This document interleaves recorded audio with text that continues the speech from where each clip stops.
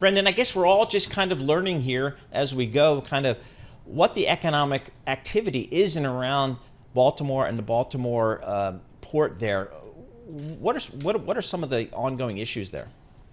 Yeah, so they aren't the kinds of products that we deal with every day. Like you said, gypsum is and construction materials. This is stuff that kind of comes in on a large bulk ship. Is transferred to a train or a truck, and then it's on a construction site, where your new home was being built. So it's not something that goes through Walmart.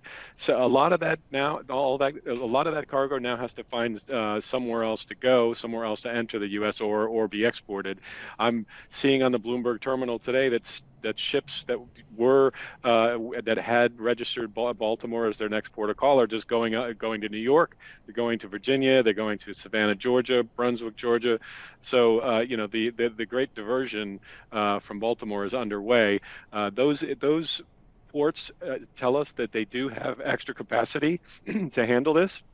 But the problems will be we'll have to see if problems develop on land where you're expecting your container or your load of lumber to come through Baltimore. You've now got to arrange trucking or railroad to bring it to you from 700 miles away. So Hmm. that's where we could see some of the bottlenecks.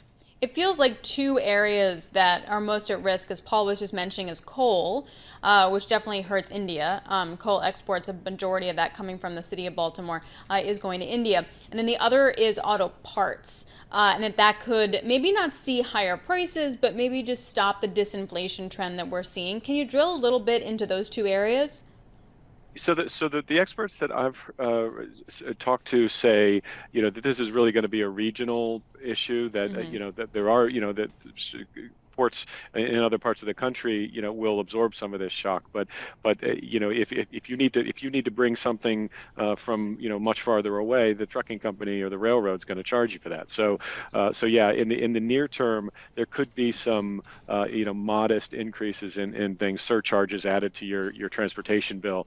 But it shouldn't be very lasting as the logistics industry kind of works through these disruptions.